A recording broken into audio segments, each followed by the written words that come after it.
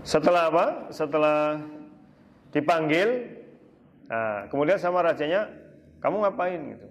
Nyepi-nyepi gitu, terus bikin bangunan ngapain? Nah, disitulah kemudian warabatna ala qulubihim. Kami teguhkan di hati mereka apa? Gimana? Karena biasanya kalau raja kan absolut ya, monarki gitu kan, sangat sangat kalau dalam doktrin manusia itu raja adalah wakil Tuhan kan gitu. Jadi kalau presiden kan enggak itu. Jadi kemudian diteguhkan dan mereka tetap walaupun di hadapan raja mereka tetap mempertahankan apa? Gimananya. Nah, kemudian lihat ini ayatnya nih. Ilqamu, takala mereka berdiri.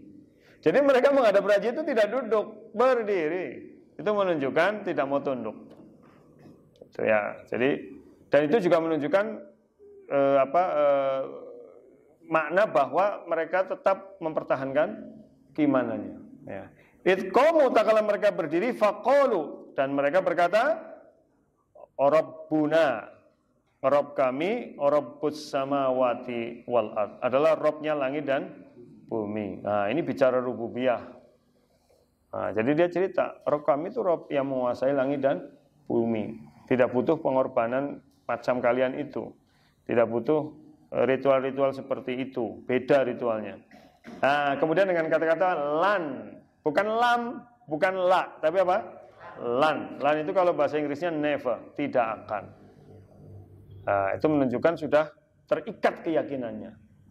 Lan, tidak akan, nad'u'a, kami beribadah min dunihi, dari selain Allah itu, ilah yang lain. Nah, jadi ini mengkaitkan antara rububiyah dengan uluhiyah itu. Rabbuna, kemudian lan nad'u'a min dunihi ilaha itu. Ini juga sebenarnya sebagai isyarat bahwa orang mencapai tahap pengabdian ibadah itu setelah memahami rububiyah Allah. Itu. Maka itu hikmah ayat yang pertama dalam surat Al-Fatihah. Ya, ada yang mengatakan ayat kedua, Alhamdulillahi Rabbil Alamin. Kemudian kasih sayang Allah Ar-Rahmanir Rahim. Kemudian kekuasaan Allah Maliki Yaumiddin. Baru sadar iyyaka na'budu wa iyyaka nasta'in. Itu kan kaitannya di situ. Paham ya? Jadi sebenarnya tidak mungkin orang langsung uluhiyah tanpa memahami rububiyah. Itu nonsens. Karena itu berarti doktrin murni.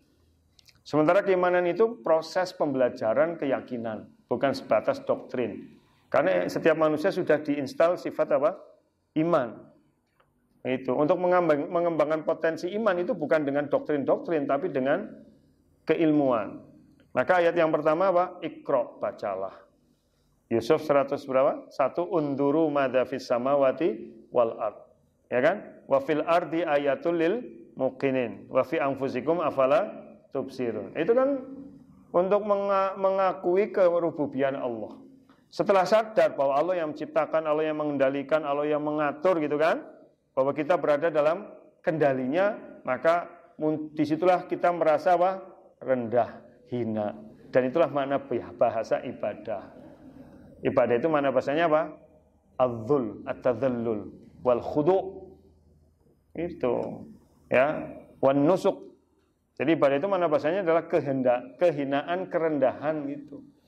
Nah, kita nggak akan bisa merasa rendah dan hina kalau tidak mengakui, merenungi kemahakuasaan Allah. Di situ prosesnya. Dan itu memang coba lihat doa-doa. Ada doa yang Allahumma, ada doa yang Rabbana. Dan itu beda gitu. Kalau Allahumma menunjukkan ketundukan, kalau Rabbana pasti anak mau nih, jaluk apa kowe? Karena Allah yang mengatur memberikan. Ya, gitu. Itu jadi itu hikmahnya ke situ. Maka kita akan mencapai derajat pengabdian dalam ibadah itu harus melalui proses apa tadi? Rububiyah dulu, mengakui kemahakuasaan Allah. Ya, setelah itu baru iyyaka na'budu wa iyyaka nasta'in, di situ. Ada ya. Kemudian mana? Laqad, sungguh, yaitu maksudnya itu inilah di dalamnya itu ada makna jika kami begitu, gitu maksudnya. Ya.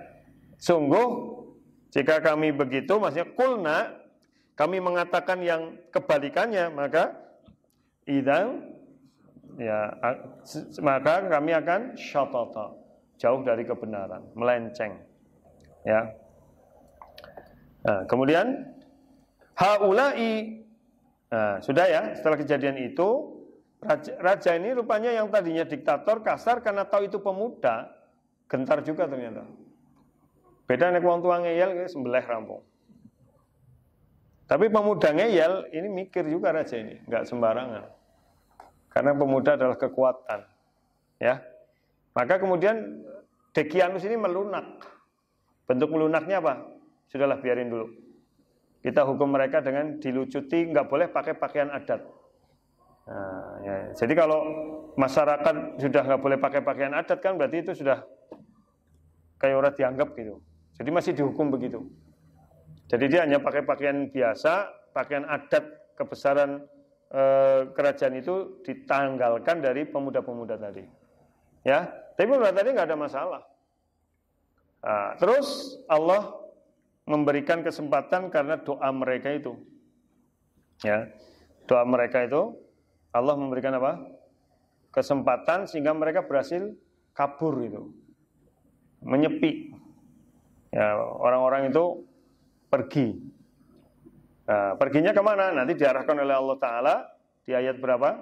Ayat ke-16. Perginya ke gua, menyepi yang jauh. Gitu ya. Baik, lanjutannya. Haulai, itulah mereka qaumuna, kaum kami. Ittakhadhu, telah menjadikan min dunihi, dari selainnya, ila alihah, ya, sesembahan. Laula, mengapa tidak, yaktuna, mereka mendatangkan alaihim, atas diri mereka sendiri atau atas pendapat mereka, ya, atas keyakinan mereka, bisultan, dengan penjelasan-penjelasan yang mampu menguasai hati kami. Sultan itu kan kekuasaan. Jadi penjelasan-penjelasan, bukti-bukti yang membuat orang jadi tunduk, percaya dengan omongannya, menguasai. Bayyin, yang jelas. Gitu. Dan ini menunjukkan bahwa keyakinan-keyakinan pagan itu berarti tanpa ilmu, murni apa? Doktrin, tanpa dasar. Beda dengan keyakinan tentang ilahiyah yang harus didasari apa? Rububiyah, didasarkan ilmu. Fa'lam annahu la ilaha illallah. Surat Muhammad ayat 18 itu. Kalimat fa'lam itu mengandung makna berilmulah. Ya, jadi ada proses untuk mencapai la ilaha illallah. Sementara kalau keyakinan-keyakinan yang bertentangan itu nggak ada ilmunya. Ya, seandainya ilmu ya itu diotak-atik gaduk gitu. Tahu ya otak-atik gaduk? Ya direkayasa aja, tapi nggak ada kebenarannya. Gitu ya. Kemudian faman, maka siapakah adzlamu, yang lebih zalim? Ya, saya sudah pernah sampaikan dulu, kata zalim dari kata apa? Zalam. Zalam itu apa? Gelap. Ya. Maksudnya gelap apa? Hati dan pikiran. Jadi siapa yang lebih gelap hatinya, lebih gelap pikirannya. Jadi orang udah gelap hati, gelap pikiran kan sama aja orang yang hidupnya tanpa arah itu. Ya. Mimman, dari orang yang iftara, mengada-adakan Allah atas Allah apa? Kadziba, kedustaan. Nah, jadi jelas itu keyakinan-keyakinan yang dusta. Wa dan ittakala, ya, i'tazaltum, kalian beruzlah, menyepi, ya, hum, dari mereka. Ya, ini mengandung isyarat bahwa kalau kita hidup di masyarakat yang rusak, memang untuk menjaga keyakinan kita harus menjauh. Jangan banyak kumpul sama orang-orang yang apa? Ya gitu, nggak baik. Bahkan nanti dalam Islam, orang yang biasa pelaku maksiat sudah diomongi masih maksiat terus, maka bisa dikenakan apa? Hijratul amil. Ya, dihajar. Bahasa Indonesia hajar gitu ya. Hajar itu dijauhi. Ya, jadi hijrah kan ada 3. Satu apa? Hijratul makan, hijrah tempat. Kedua apa? Hijratul amal. Itu di hijrah tempat yang itu famangkana hijratuhu itu. Hijrah amal yang apa? Wal muhajiru wa man hajara manahallahu an. Yang namanya muhajir itu orang yang meninggalkan apa yang Allah larang, itu namanya hijratul amal. Dan yang ketiga apa? hijratul amil atau hijratul asi. Ya, meninggalkan orang yang berbuat maksiat, gitu ya. Wa ma ya'buduna, dan apa yang mereka ibadahi illallah, melainkan Allah, fa'wu, maka berlindunglah kalian, cari tempat yang aman. Ilal kahf, ke gua yang besar itu. Yang syur, Allah akan melapangkan, nasyaro itu kan menyebar. Ya, melapangkan lakum untuk kalian, rabbukum, rabb kalian. Nah, ini tidak pakai apa? Ilah. Karena yang berkaitan dengan melapangkan, memberi rizki, memberi rahmat itu Rob, ya, bukan ilah. Ilah itu yang diibadahi. Ya. Min rahmatihi, dari apa? Rahmatnya, gitu. Jadi nanti Allah akan memberikan rahmatnya kepada kalian kalau kalian ada di gua itu. Ya, pemuda ini belum tahu rahmatnya apa. Ternyata nanti ditidurkan itu. Wa dan yuhayyi, akan mempersiapkan lakum untuk kalian min dari amrikum, urusan kalian itu, yaitu kalian bertahan dalam keimanan tapi kemudian berada dalam bayang-bayang apa?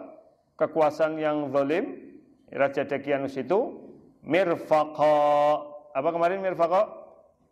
Yang naf'a, yang bermanfaat, yang tepat guna. Mirfaqa. Ya. Kemudian sudah ya, itu kemarin kita sampai situ kan? Ya, sampai situ. Belum selesai nih ceritanya, baru sampai situ. Ya, kemudian mereka akhirnya masuk ke mana? Ke gua sambil berdoa. Berdoa apa? Rabbana hablana min ladunka rahmah wa hayyi' lana min amrina rasyada. Dia wahai Rabb kami, hablana min ladunka rahmah, berikanlah kepada kami dari sisimu apa? Rahmah. Jadi urusan kami ini, ya bagaimanapun mereka mempertahankan keimanan dalam keadaan tertekan ya, karena dibayang-bayangi penguasa yang zalim, mereka mohon apa? Rahmat dari Allah. Gimana nih solusinya ya Allah gitu. Ya, artinya mereka menjauh tentu akan dalam bayang-bayang ketakutan, kekurangan dan sebagainya. Kemudian wahayyi lana min amrina rasyada. Siapkan untuk kami urusan kami ini petunjuk. Terus selanjutnya bagaimana? Nah, itu. Dan pada saat itu sudah di luar kemampuan manusia tentunya, karena pada saat itu kekuasaan Dekianus sangat absolut pada saat itu. Maka tidak ada lain ya, cuma doanya gitu. Makanya doa ini sering dibaca untuk orang-orang yang berada dalam tekanan hidup yang sangat kuat. Tuh, maka bacanya apa? Rabbana hablana min ladunka rahmah wa hayyi' lana min amrina rasyada. Jadi kalau ada perkara-perkara yang berat gitu, kalau hanya cuma bingung golek bojo ora usah nganggutung lagi. Kalau gitu aja datang ke siapa gitu, Ustaz carikan gitu ya gitu. Ya, nek lanang-lanang kebingungan ta ora perlu macet dong lagi. Ya, hah? Istikharah, ana pilihane urung istikharah. Golek pilihan disit. Milih disit.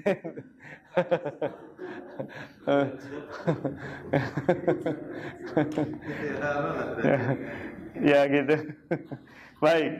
Sudah, saya mau baca dulu. Ayo. Gak apa-apa, kita coba. Satu ayat bolehlah. Satu ayat terjemah nanti ganti orang itu. Gak harus semuanya. Silakan. Ayo, kalau enggak nanti nggak nambah nih. Ayo. Siapa? Menangkap. Iya Mas Wahyu. 12. 13. A'udzu billahi minasy syaithanir rajim. Nahnu naqussu 'alaika bil haqq. Innahum fityatun amanu bi rabbihim wa zidnahum huda. Ya, terjemahnya. Nahnu kami naqussu menceritakan alaika kepada mereka. Nabara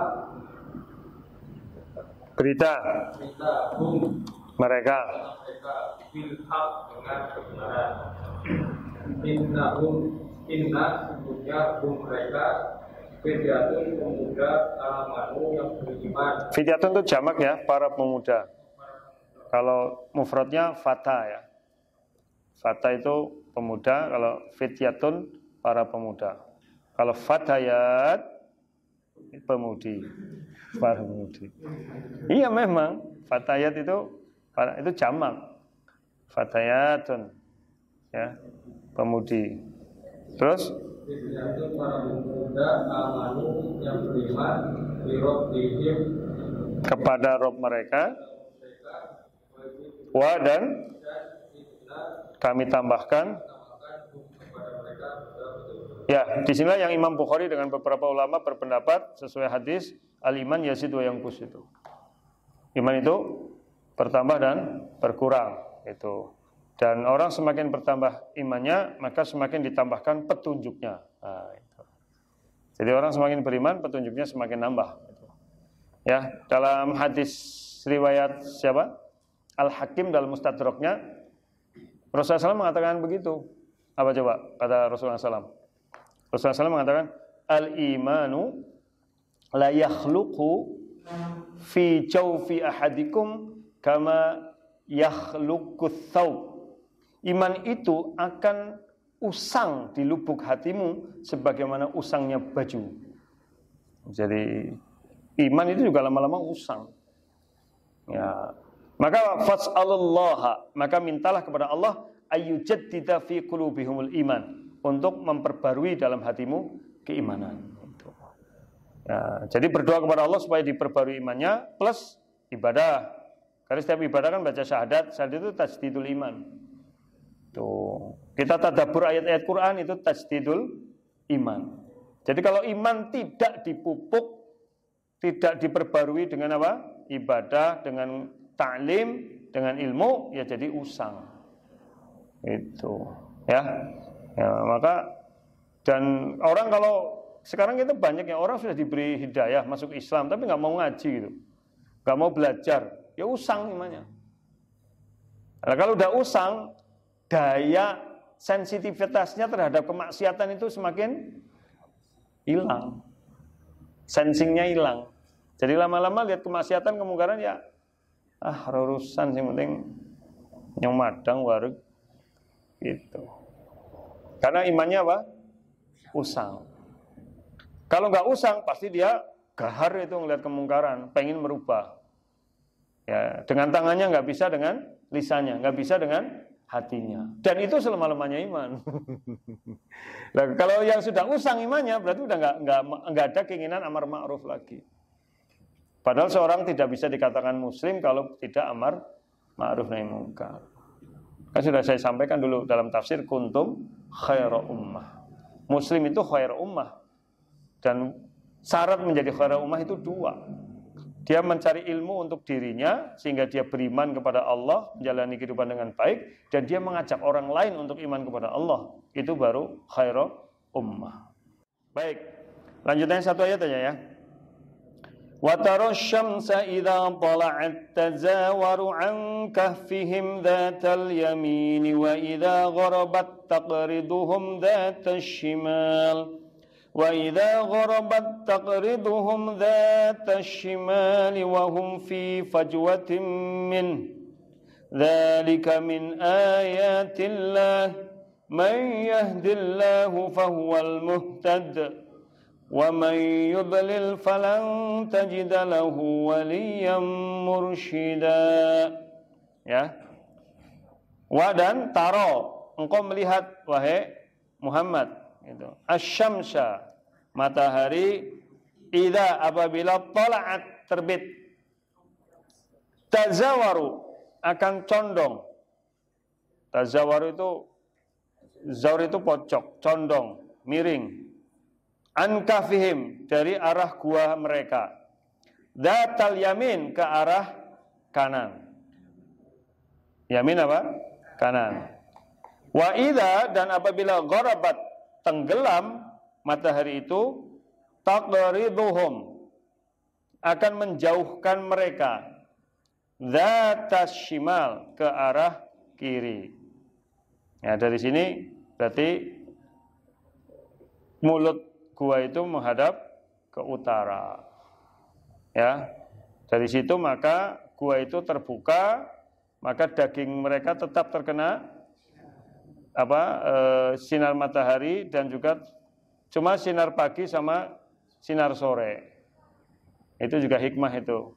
Karena sinar siang akan membakar mereka, merusak kulit dan semuanya.